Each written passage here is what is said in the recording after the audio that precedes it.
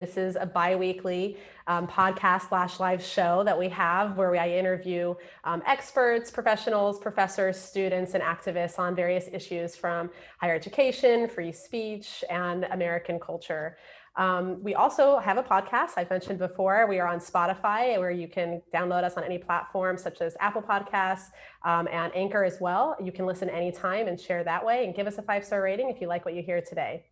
So today we welcome Ms. Rachel Bovard. Rachel is the Senior Director of Policy at the Conservative Partnership Institute, CPI, in DC. She has over a decade of experience fighting for the conservative policies in Washington. Beginning in 2006, she served in both the House and Senate in various roles, including as Legislative Director for Senator Rand Paul and as Policy Director for the Senate Steering Committee under the successive chairmanships of Senator Pat Toomey and Senator Mike Lee, where she was cracking the enigma that is Hill procedure, advising committee members on strategy related to floor procedure and policy matters, an invaluable skill in DC, knowing how to get things done. She also served as Director of Policy Services for the Heritage Foundation. In 2013, she was named one of National Journal's most influential women in Washington under 35. Rachel's policy analysis and punditry appear widely in print and on television. Rachel serves as the USA Today's Board of Contributors and is also senior tech columnist for The Federalist. Along with CPI's chairman, Senator Jim DeMint, Rachel is the co-author of Conservative, Knowing What to Keep. She also serves on the Board of Counsel for National Policy Action and the Advisory Board of American Moment and the Advisory Board of the American Conservative. Wow, what a resume. Thank you so much, Rachel, for joining us today. Really appreciate your time. My pleasure. So I wanted to take the opportunity to pick your brain about a really interesting topic that you've written a lot about, and I really admire how much you've kind of broken it down for the public of big tech, social media, and essentially free speech and censorship, and all of these topics that we hear thrown around a lot today. But it takes a lot to kind of get into the weeds on this, especially if you don't know the terminology and kind of the legal side of everything. So we hope to address the question today in this interview of why does it seem that the world of communication is coming down on free speech? At first, social media and big tech companies like Google and Apple created a world of information flow, broad spanning communication capabilities, and expediency. The demand and the capabilities grew so quickly, we never really took the time to step back and assess whether it is truly a good thing. The immediate results are very clearly good, such as like medical advancement, global trade, raising poverty, people out of poverty. However, there's subtleness to the downsides that seems to have snuck up on us over time. These downsides bring us to a point where we are now debating issues that we thought were mostly settled in America. How much freedom are we actually willing to give up? The principle of free speech is one of the rights it seems that many are willing to sacrifice. Deplatforming and censorship have become accepted norms. Many often joke about it rather than expressing outrage. Yes, there's an increasing level of distrust by Americans towards big tech companies, but distrust coupled with complacency is rarely effective. There seems to be no energy to change our behavior and make ourselves less beholden to these tech giants. Today, we are witnessing more content moderation than ever before. Some well-known examples are former President Donald Trump has been suspended on all social media platforms. Both Apple and Amazon worked together to deplatform Parler, a primarily conservative app, and stories like Hunter Biden laptop are being given very little airway. The most increasingly disconcerting thing is that most people don't even realize how much freedom they have already relinquished to these companies. By becoming entirely dependent on them and then letting them control the information we absorb, they inevitably affect our behavior and our decision-making. We have to ask the question, are we in control of ourselves any longer? How much freedom is left for us? It brings me to the concerns expressed by the late Richard Weaver regarding technology. He was very much a Luddite, so we can take everything that he says about technology, but for the primary reason that he believes in technology makes slaves of us all. Once we decide to accept the technology and build our society and culture around it, we then become powerless against it. We cannot live without it. So Rachel, do you think technology has made slaves of us all? I think in a certain way, that's absolutely true. It's interesting when we talk about all these platforms and technologies, very often the rejoinder is, well, you consent to them. you adopt them, you willingly enter this contract. But I think there are many of us, myself included, who have said, well, literally yes, but that consent is not meaningful. People have not understood the downsides. They have not understood, to your point, what they are trading away. And I think it's just now really that we are, as a society, starting to grapple with what that has meant, because I think people, for the sake of convenience, have not totally understood the autonomy that they're trading away, how much we are tracked, how we are functionally commoditized by these platforms and by these products, how privacy, the nature and notion of what it means to be a private individual in America is fundamentally changed. And so these are all things that are matters of public policy because they are matters of our social consensus and our social fabric. And when you have technology that begins to change the way in which we live together, our social contract, what it means to be a free individual, that becomes a matter of our self-government. And it was interesting, Justice Clarence Thomas sort of recently opined on this from the Supreme Court when he was talking about the technology platforms and sort of making the case for at least considering common carriage. He actually historically looked at this problem and he said, every time we've had a technology that has begun to change, the way we relate to each other, change our country and what it means to live in America freely, common carriage is what we've turned to. I mean, he spoke specifically about the railroads, about, the telegram, about all these, different areas that we applied common carrier to, but that's fundamentally the question that is at root here that our public policymakers are now trying to grapple with. Wow, that's a really good, concise way to kind of outline the philosophical questions that really underlie a lot of this. But let's step back from those deeper questions for now, because I actually want to address something. When we talk about big tech, what are we talking about? How much power do these companies actually have? How much do they actually control information-wise? Yeah, it was interesting recently when the House Antitrust Subcommittee, led by Democrats, engaged in this 16-month investigation of big tech. And they chose to define big tech as Amazon, Apple, Google, and Facebook. Okay. And they notably left out Twitter, because for them, this was an examination of market power. So it was an economically driven investigation. But I think for a lot of conservatives, they look at it from a speech lens. Yeah. And in that way, Twitter would necessarily be incorporated. So I think for a lot of public policymakers, it's, Twitter, Apple, Amazon, Google, and Facebook constitute big tech in the popular parlance. But I think it could include, any number of other companies as well. Okay. And so typically when we're looking at the media or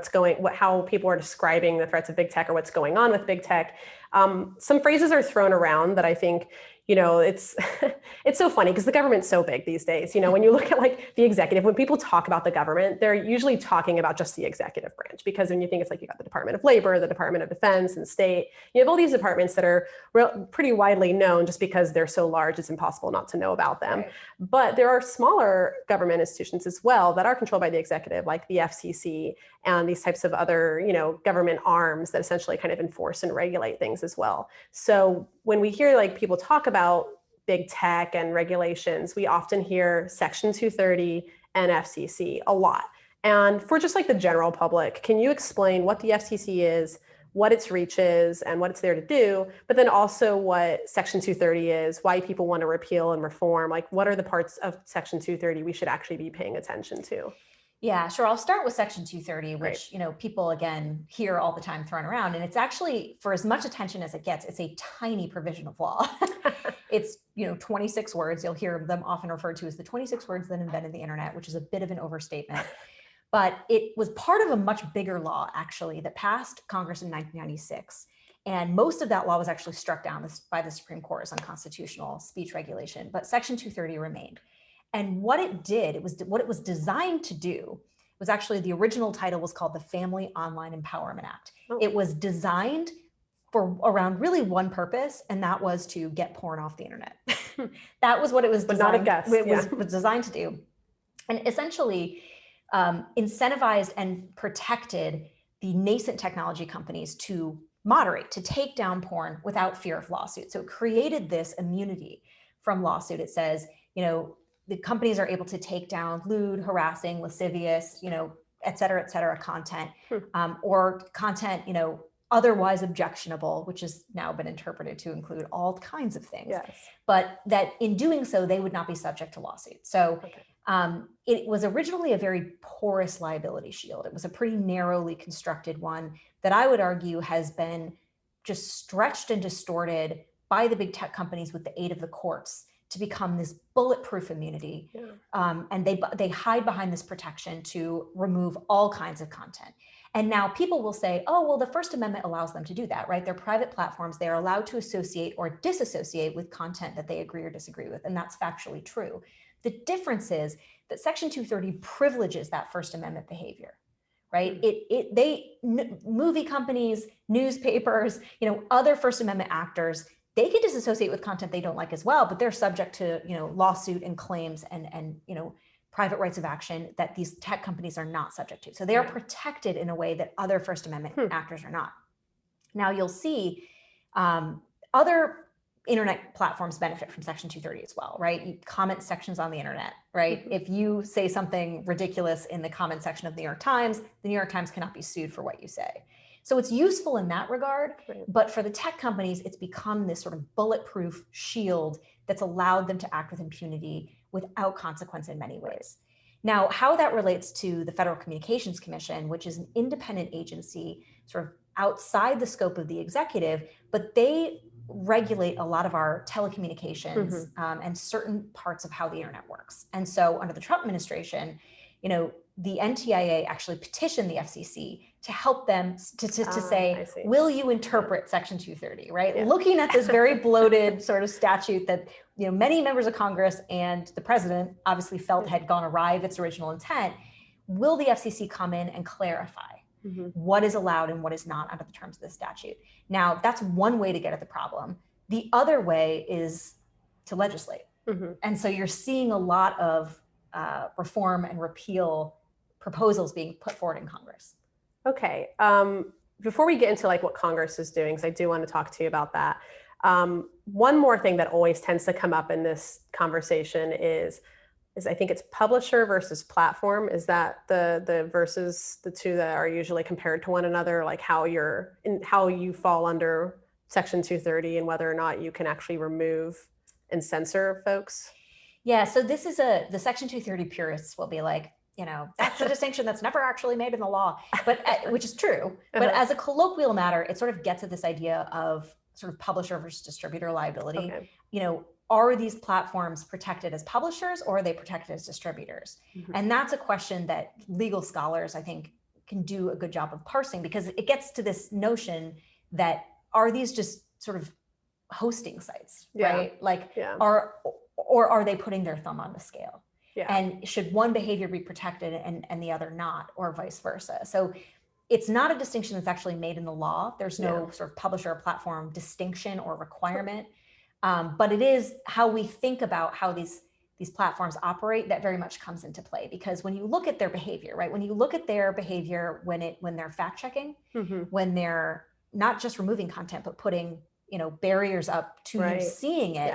When Twitter creates that trending topics sidebar, when they choose how to program their algorithms, it's a very sort of valid legal question of, are they creating their own content at that point? Because Section 230 is only designed to protect them from user-generated content, so what you and I create. But if they're creating their own editorial content, is that then subject to Section 230 protection? And that's a question that some proposals in Congress are trying to deal with. Yeah, no, that's I want to pull on that, the idea of how censorship, the methods of censorship real quickly.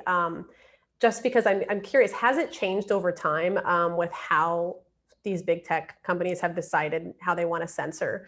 Or has it been pretty consistent and we just kind of are starting to notice it as we talk about it more? I mean, it's definitely changed and I think one of the reasons we've noticed it is because of the sheer scale and size of these companies, right? Because these companies, when Section 230 was created, they were tiny. Some of them didn't even exist, right? they weren't around. You were dealing with 1996? 1996, right? So the internet looks completely different, from what it did then. And interestingly, in the findings of Section 230 in the amendment, because it was offered as an amendment, that's how tiny it is. It talks about how, the goal of this provision is to create this open dialogue and diverse political views online. And that was the goal. I would argue that really hasn't happened, but part of that has been because, instead of a dozen, similarly sized platforms, we really have just the big three, right? We have Google, we have Facebook, and we have Twitter. Right. And that, when you have platforms that size, Google filtering information for 90% of America, right? They have 90% market share. So people are filtering their information through Google. Facebook has 3 billion global users. When you have that magnitude, then of course you're noticing their content moderation decisions. And I do think it's inarguable that they have gotten much more political. Yeah. Right. They're not just taking down porn. And I could argue they're not even doing a good enough job at that. No. Right. Sex trafficking, as we know, still flourishes on these platforms. Yeah. But they're very much acting in a much more aggressive political way. And I think you can tie that back to the 2016 election. Okay. That I think in my mind is when these platforms started to very aggressively moderate along ideological lines in ways that we hadn't seen before. Yeah, speaking of which, stemming just kind of from the election and the ideological shift, how is the government, I know you've written on this, and this is kind of behind the case with President Trump that he's wrote about as an op-ed last week. How is the government outsourcing censorship, essentially? Like how could this be used against people? Has it been exacerbated by COVID? Did that create an opportunity for the government to kind of outsource more censorship? I think we will look back on COVID as a real turning point in this debate, because I've been writing for a number of years that I thought that this might be the direction that we were going down, which is, the government not actually taking the unconstitutional action because it would be unconstitutional for them, but outsourcing it to private companies by which it is not unconstitutional, right? So they're using private actors to engage in behavior they themselves, the government, would not be able to do. And I think COVID has made this abundantly clear. And I think the first step down, I think what is now a fairly well-trodden path, was last April when you saw Facebook say, we are going to ban protest content. So people were organizing these rallies to protest lockdowns. It was anti-lockdown content. And Facebook says, no, if it runs afoul of what we think are local ordinances, not even laws, but guidances, ordinances, we are not going to allow it. And that was really the first time, you saw these platforms begin to make a very subjective decision that they are going to, because it's one thing to remove blatantly illegal content, like if you're selling drugs or, trafficking or whatever. But this, in many ways, were guidance. This was guidance. And they were aligning themselves with a very specific set of parameters set by the government, not enforced in law, and saying, we're moderating along these lines. Now we've seen that snowball, right? When YouTube, I think Facebook, and YouTube's owned by Google, saying any content that runs afoul of what the World Health Organization is saying, we're not going to allow on our platform. Again, World Health Organization doesn't make law for the United States, right? And again, the World Health Organization back in January of 2020 was telling us all that COVID wasn't contagious between humans. So it's not like they are the infallible god of science. No. And that's just one example. Right. And we've seen it, move beyond the medical community. You're now seeing DOD suggest that they are going to engage with private actors to pursue surveillance of Americans on social media in a way that would be illegal. If DOD did it, it would be unconstitutional. Yeah, absolutely. But they are, purchasing data on individuals in the secondary data market and then using private companies to misrepresent themselves in social media functions in a way that DOD can't do. So this is a very real and, in my mind, present danger of the outsourcing of unconstitutional behavior at the behest of the government. And that's the Supreme Court has said. Supreme Court precedent has said you cannot do this. And that's the basis of President Trump's lawsuit, is that we've actually crossed that threshold.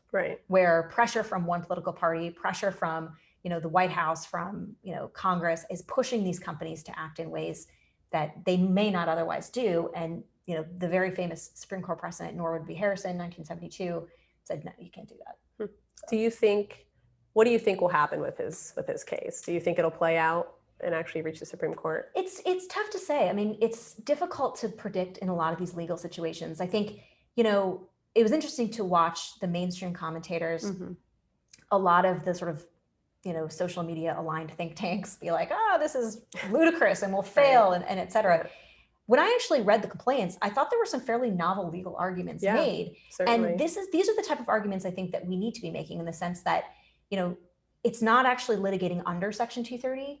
It's making the argument that Section 230, the way it's been contorted, is now unconstitutional.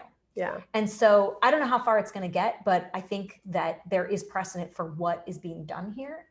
And so we'll see. Yeah. Okay, so in kind of looking at how the government is behaving with all of this, I want to take a closer look at Congress.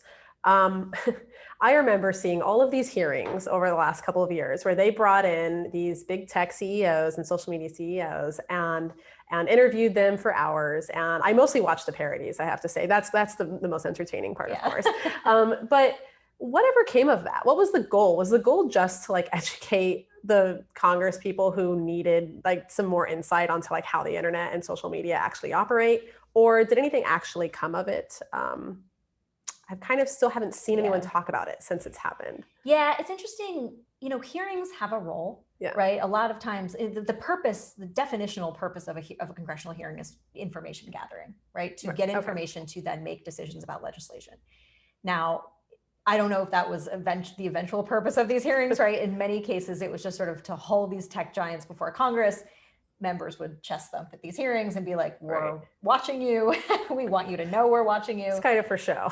Right. There's always a little bit of theatrics involved here. But I do think that it's been interesting over time. You know, I think Congress, you could make an argument 2 or 3 years ago that Congress was really illiterate about a lot of these questions. You have that sort of famous example of Orrin Hatch, the former senator from Utah, asking Mark Zuckerberg, how does Facebook make money? And Mark Zuckerberg saying, well, we run ads, right? There was, I just think the business model developed so quickly. It did. And in many ways by design, you know, the government doesn't keep up because the government doesn't want to get in front of the innovation that's happening. But, you know, when it starts to, as we talked about, get to this point where it's really having a societal impact, it's changing, you know, how we interact, it's facilitating criminal behavior in some cases. Congress was playing catch up and Congress is playing catch up. And so I do think a lot of times these hearings, you've seen a definite shift in members know a lot more now than they did in the beginning. They know a lot more about the business model. I think they're aware of the threats, not only to speech, but I think to market power. And that's been the focus of this last year. You've seen a lot of Democrats and now Republicans come out and say, you know, we like the free market, but is the free market actually working here? Right. Or are you actually running afoul of our antitrust laws? And that's sort of been the next phase of the tech debate is now around antitrust. So what are some of the actions, either on the Hill or in this administration or in the previous administration, that have actually been taken to kind of challenge these monopolies?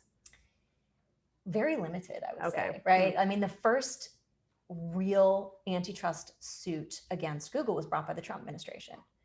And that very closely parallels the Microsoft lawsuit, you know, back in the 90s.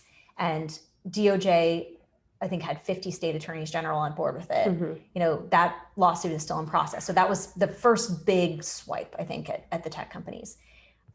You saw 46 state attorneys general and the FTC bring an antitrust case against Facebook, which was actually just dismissed by a federal judge, although he's going to let them refile within 30 days. So that's ongoing. So the state attorneys general are also very active on different tacks of antitrust against Google and Facebook. So there's a lot of energy around this. But it's only been recent, really. And I think, you know, in Congress, you're now seeing a bevy of proposals to reform the antitrust statutes to say, look, you know, we're in this digital economy. Can our statutes and the way they've been enforced really be applied here, or do reforms need to be made? Yeah, and you kind of touched on this earlier, the debates going on in DC kind of around the big tech issue and kind of how to handle it, but even more so in the conservative movement itself. I'm kind of curious because, you know, the conservative movement and Republicans in general have always kind of like touted free market capitalism and like, you know, protecting private companies. But to the point where instead of stepping back and like asking how that fits in and works with everything today, it's just become this kind of abstract model of capitalism, free market stuff. We just kind of talk about it. It's up here. No one really knows how to apply it to reality. So in saying all of that, what are some of the debates going on right now in the conservative movement with actually how to handle this? Yeah, it's a great question because there definitely is a lot of good conversation about this. Because I think to your point, you know, the institutional conservative movement always starts from this idea of free market maximalism to some extent. Like, whatever's good for the market is good for America. Right. Whatever, capitalism, to its max extent will solve all problems. Right.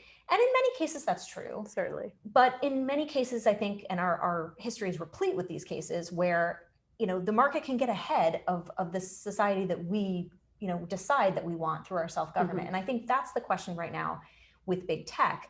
And, our antitrust laws are laws designed to deal with this in many cases, right? Because the market is an ordered market. It's not, you can't just go do things. There are laws. And the antitrust laws are designed to say, if you're going to compete, you have to compete fairly. Right. And so and I've made this argument many times to conservatives, that if you care about the free market, you should care about the integrity of the free market. You should make sure it's actually working. And I think in many cases, when it comes to big tech, we want a free market to work. We saw Parler, which had a lot of interface problems, to be honest. If you tried to use Parler, sometimes it wasn't the greatest platform. Not as easy. But it had so many users and so much demand because people wanted an alternative. Yeah. So you want alternatives to exist and thrive in this space, but if they're not, that should tell us something. And I think as conservatives, we should be curious and say, what's going on here? And again, I think people very much on the right sometimes conflate antitrust with regulation, or antitrust and big government. Yeah. And I would say that antitrust is law enforcement, right? Right. Yeah.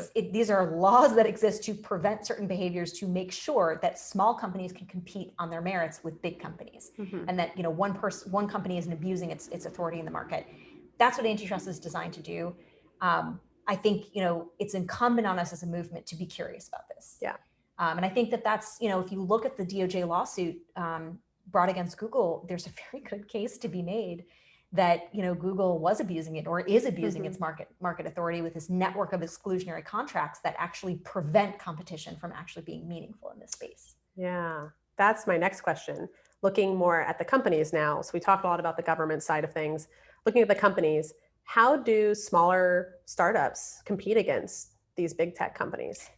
Well, they don't. And it's a sad truth. Yeah, and I think it's yes, DuckDuckGo exists. Yes, Bing exists. Yes, President Trump's or Trump adjacent, the Getter platform now exists. I did hear about that. Yeah, but I think the presence of alternatives doesn't mean that there's a competitive market, right? And I think we saw this with Parler. Parler was such a good example because, again, Parler was the first conservative alternative platform that cracked the mainstream. I mean, they had over 1 million users. And it tells you something that as soon as they got popular, there was this effort by big, Apple, Amazon, they got together, and and Google at the same time within 24 hours of each other, deplatform Parler. That was the scariest thing of all, I think, just seeing them all team up. Yeah, and for transparently pretextual reasons. Yeah.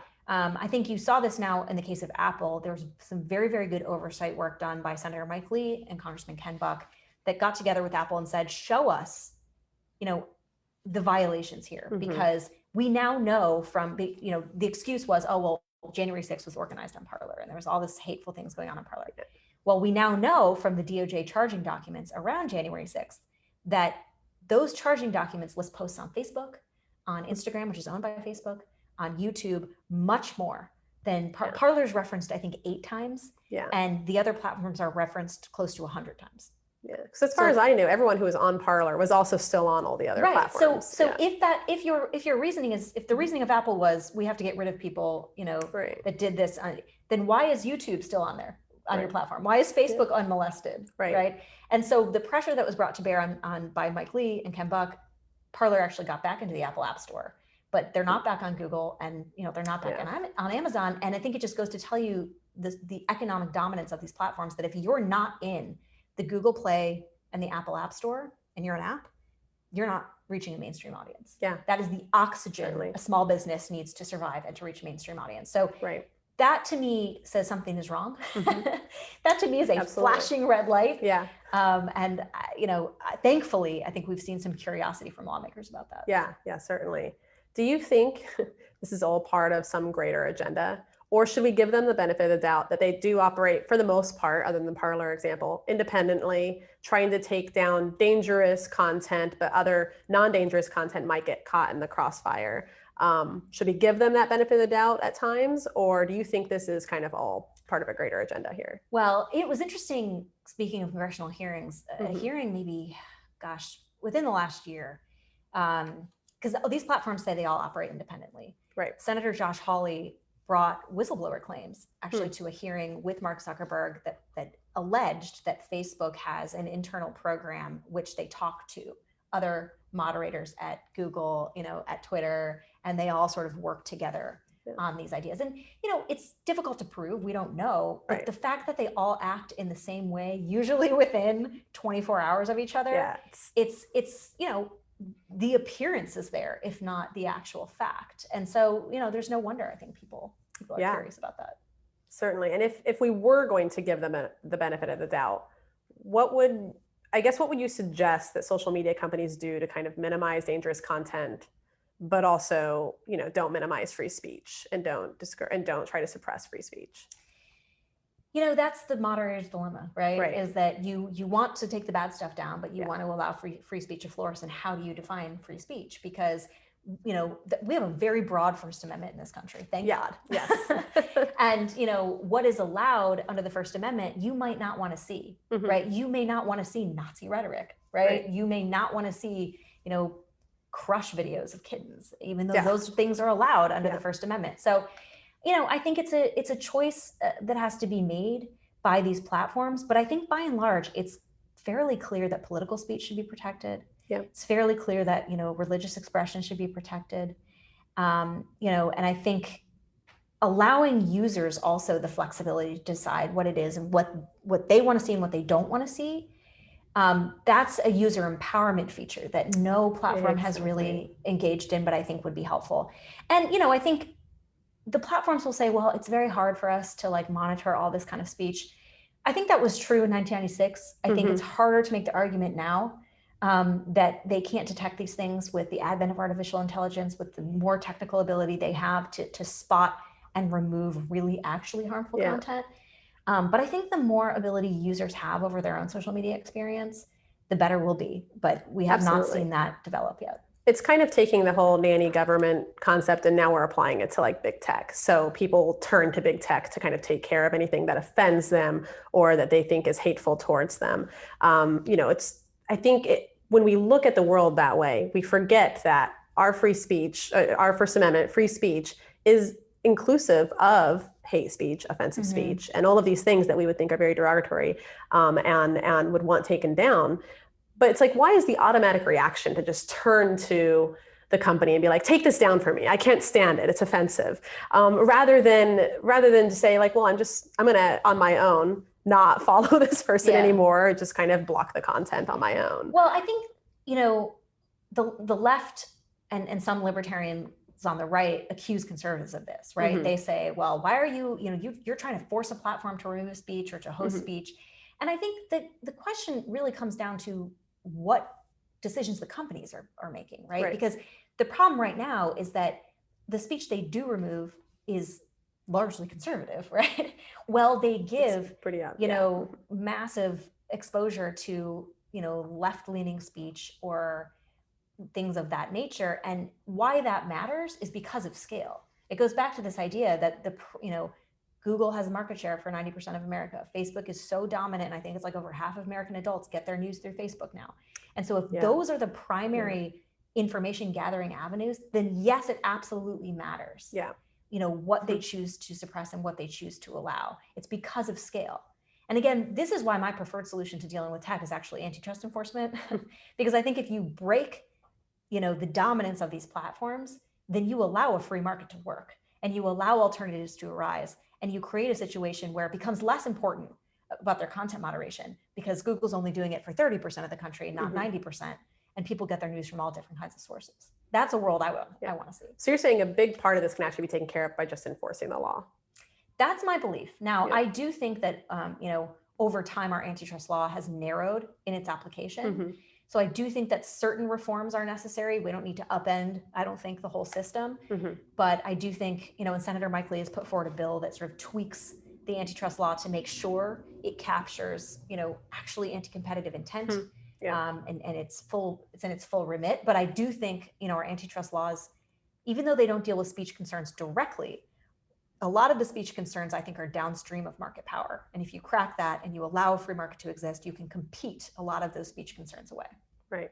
I'm curious what your thoughts are on how our competitors and enemies, such as like China, Russia, Iran, have taken advantage of kind of the current situation in America right now. Not only our dependency and reliance on social media and these big tech companies, but also the, I guess, kind of the un-American environment that we're operating in right now, where we're being censored and information is being вithheld and modified from us. So I'm curious, like, what do you, are they taking advantage of this situation? I mean, yes. It's interesting because we are in a technology war with China right now, a technology cold war, particularly around the development of artificial intelligence, right? Whoever wins the AI battle is going to dominate forever, basically, in my mind. And one of our biggest sort of national champions for the development of AI is Google. And Google, instead of focusing on AI, their AI team has been caught up in this like woke struggle session for the last 8 or 9 months now. Oh, great. And no one loves that more than China, because instead of focusing on the actual technology development in ways that will, supercharge America's capacity, we're having, diversity problems, right? And that's our, locus of focus, basically. And China looks at that and they're like, well, we don't have to work that hard because, and they've got so many years ahead of us too. I mean, with how much control they have over, like, if you look at TikTok platforms and stuff, I mean, AI, a big part of the development of AI is just information gathering.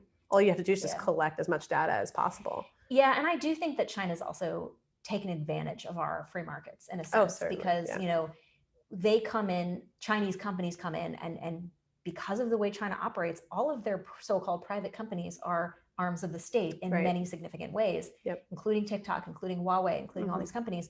Yet our system treats them as though they're private actors. And so they gain access to us as consumers. All of our data, in the case of Huawei, our infrastructure. And because of a new cybersecurity law passed in China a couple of years ago, the Chinese state has access to all of the data and sort of all the inner workings of any country or any company that operates within its borders. That poses a very significant security threat. And we haven't quite caught up with that. We are still in a situation where you have TikTok, which I believe is a national security threat, and we have no idea what to do, right? We tried to ban it, but then we didn't, and Biden administration's like kind of in the same boat, and nobody knows, still around. Nobody knows what to do with it. And so I do think we need to find our footing as it relates to some of these Chinese companies, because I do think that they pose a fairly significant national security risk in a way we're not used to. And I guess my next question then would be, how do we go about informing the public of this? Because just everyone always knows that during like these major elections, one of the few things people are very interested in hearing about most of the time is foreign policy, national security issues, unless it's like an immediate threat. Most people are interested kind of in like domestic policy issues. So when you're talking about China, I feel like when it comes to foreign policy, we've just kind of flooded everything with China. And I don't know if anyone's really listening anymore, just because they've kind of just heard it so many times. How do we actually get the people of America interested and motivated to do something about what China's doing with technology in the US? I think this is something we just have to start talking about, because I think people don't realize how far China is ahead of us in some of these things. And it's interesting, the Senate, tried to grapple with this a couple of months ago. They passed a big bill that was designed to take on China in these high tech fields, quantum physics and high tech AI and things like that. But it didn't really. It was very clunky, right? It was like, we're going to fund the National Science Foundation, who's going to give grants to universities, and it's like, that's a part of the solution, but it's not really the whole. And I think when you start to talk to people about AI, for instance, I mean, people generally understand that that's sort of the next phase of the technological revolution, and where we are versus where China is. When you look back at how we've engaged these problems before, it's been a very whole of government approach. It's been a whole of economy approach. And I think we have to start talking about, China in those terms, because in my view, and this isn't shared exclusively on the right, but in my view, China presents the most sort of geo-economically significant threat that we face. If we are to maintain our sort of hegemony and our global marketplace, we have to address China, and that requires, again, a much more comprehensive way of discussing it than I think we have. Yeah, I mean, do you think it's worth, I mean, So China obviously has a big, I don't know, do they own half of Disney? And they like they have a huge pool in Hollywood. I remember when they remade Red Dawn years ago, and they wanted to use China because that was the most logical. Like no other country would have been able to pull off a Red Dawn scenario other than China at the time. So just like the previous one was the Soviet Union, but they had to replace it with the North Koreans, who were like the least realistic country to be able to pull something like that off because China threw a fit. And so it's just kind of like you get all these demands from the CCP on like how Hollywood and kind of what consumers are hearing and seeing all the time. Is there room to kind of help motivate people through like film and that kind of industry? Well, this would require Hollywood to stop being beholden to China. Right. I think one of the problems that we face, in being able to take on China in a whole of economy approach is that so many of our industries are tied to China and in a way that I think is dangerous, to be totally honest. I mean, you've seen Hollywood actors, John Cena most recently, made a reference to Taiwan and then had to give this horribly humiliating, like in my mind, apology to China for doing that. You see Apple, being accused of using slave labor in Xinjiang, and Google, the government of the United States gives taxpayer money to Google to work on AI, and Google is opening an AI office in Beijing, right? So we have to sort of grapple with this idea that our the NBA goes to China and has no issue. The NBA who does all these things for social justice in America, but is completely silent when you have actual genocide of Uyghur Muslims in China because they just actual evidence, right? Yeah. So that's until I think we crack that nexus and we really get America's businesses to say, this is the great moral issue of our time. We don't want to do business here. Right. But that requires distorting a lot of economic incentives, that we've laid the groundwork for the last, 30 years or so. Certainly. So speech suppression is clearly evident, whether people avoid saying what they really think or what they want to say because they know they will get their accounts turned off or shut down, or they don't want to get lambasted by their peers online. We are technically able to communicate more efficiently and clearly than ever, and yet we want to shut each other down. It's kind of a fascinating way to think about it. So this goes against our core principles as Americans. Do you see us regaining those freedoms? Do you see us move? Do you see this as like an upward curve here, or what are your predictions? In the short term, it worries me very much, and it's not only for sort of the enforced censorship that we're seeing, across our major social media platforms, which I believe sort of constitute the public square at this point. Yeah. But it's the self-censorship that results, and you kind of mentioned this idea that people don't speak up, that they're afraid to speak up, that all of the incentives are for them to stay silent. And it's interesting, George Orwell, who wrote very famously about government censorship, also wrote in a foreword that was never published to Animal Farm, wrote a very compelling essay about the dangers of self-censorship, to the point where they were almost more insidious than government censorship, because you start to change the way a free people think and act. Yep, you start to, and it's enforced not by the government, but by themselves, by private industry, by social opprobrium. And that, I think, has a very significant and scary threat, and the changes, I think, the nature of what it means to be a free people, the way we've always understood it anyway. Absolutely. It raises the cost of free expression. And how does a self-government, how does a free people survive when that's the case? I think it definitely changes us. And that's something I think we all need to be thinking about. Yeah, absolutely. We should constantly be reflecting on these questions. How much freedom are we willing to give up? So that is, we'll go ahead and end it there. Hopefully on not such a dark note, but to give everyone something to think about, really, and to walk away with. This is Well Said. It's a bi-weekly live show where I interview policy experts, commentators, academics, students, activists on higher education, freedom of speech, American culture. You can share this episode on Facebook, YouTube. Also, we have podcasts, so you can download it on Apple, Anchor, Spotify. Give us a 5-star rating if you like what you heard today. Thank you so much, Rachel, for being with us. Really appreciate it. I'm Sharice Trump, and Rachel, that was Well Said. Thank you.